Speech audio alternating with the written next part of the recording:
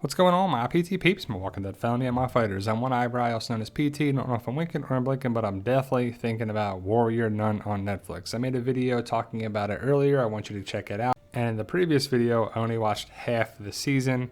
Definitely made a video about it. But now that I watched it all, I want to talk about the entire season, especially the ending. So obviously, spoiler warning for the show Warrior Nun on Netflix. I thought this season was very good. Hopefully you checked it out. If you like what we do here, guys, show us some love and hit that subscribe button if you haven't already. If you want to help support the channel by donating, you can show us some love by hitting the join button to become a valued member. We also have a Patreon where you can donate, or check out my book series, Fight For Us, available on Amazon. Now, Warrior Nun, like I said before in my previous video, is a terrible title name.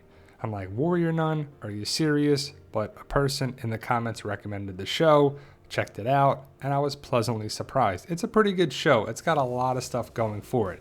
I'm not the most religious person, that's for sure, but it doesn't really do a thing where you're like, all right, it's really going into that. It actually talks about some things in a good light that you can really buy into. It's got a superhero feel with some good action, some good effects, and a pretty good story with some good characters. But like I said before, I made a video with this thumbnail. Have you seen this? Warrior Nun.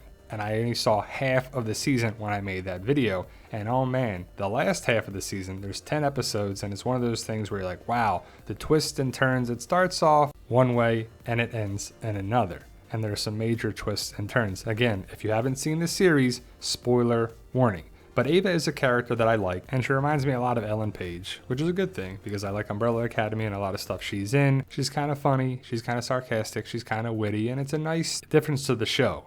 I mean, if it was real religious and real boring, and we're talking about nuns here, right? I mean, these are warrior nuns. They're assassin nuns. They're fighting nuns that have been trained, but it could be very boring and bland. And I think Ava and the rest of the cast do a good job with Shotgun Mary and Ava and Beatrice and Camilla and a lot of people there. It mixes it up pretty well. And I like that it was 10 episodes. It flowed pretty well. Kind of in the middle of it, it was like, all right, let's get to the point.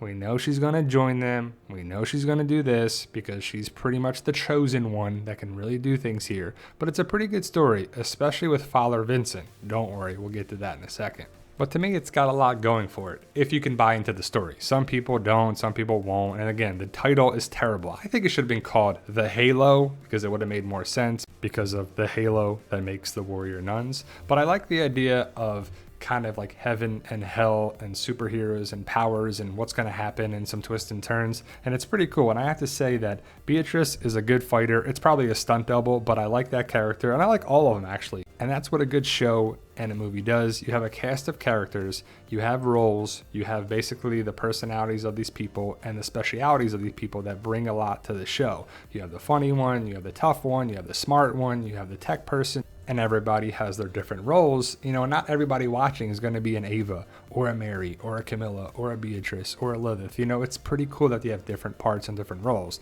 Now, what's up with the angels and the demons? Are these creatures from hell trying to get back the Halo? Is Adriel going to be someone that's going to be the villain for the rest of the show? Are we going to get season 2, 3, and 4? But either way, season 1 ends in a cliffhanger. Like, oh, what's going to happen, right? Well, not like the biggest cliffhanger, but it just stops. So it's clearly setting up a season 2. I definitely can't wait for that. I wonder if we're going to get several seasons, but I hope so. And it's pretty cool, something different to watch. And I like that about shows when they're different because we've seen all these different shows before and before. But let's talk about Adriel and what's up with this guy, right? It looks like JC with the robe and the beard, and not the character JC on the show, but the other JC. And it's interesting because we thought that Ava was going to go through the wall, phase through the wall, and get there. And that would be kind of what they do to move on. But nope. And what happened to Michael? Where did he go? Is he in hell now? Is he going to be coming back like Lilith did? And is he going to have powers like Lilith did? I can't wait to find out in season 2 what's going to happen with Jillian and the portal. Are we going to see that? But overall, it was very interesting. I thought the show was going one way, and then boom, it went another. When Adriel came around, it was like, man, what's going to happen here? And how long was he in there? Thousands of years? How did he survive? I mean, it's interesting. Now let's talk about Father Vincent. And oh man, it was a good twist, I have to say. But it's interesting that we have Father Vincent connected with Adriel, who are going to probably be the villains for, season 2 and beyond.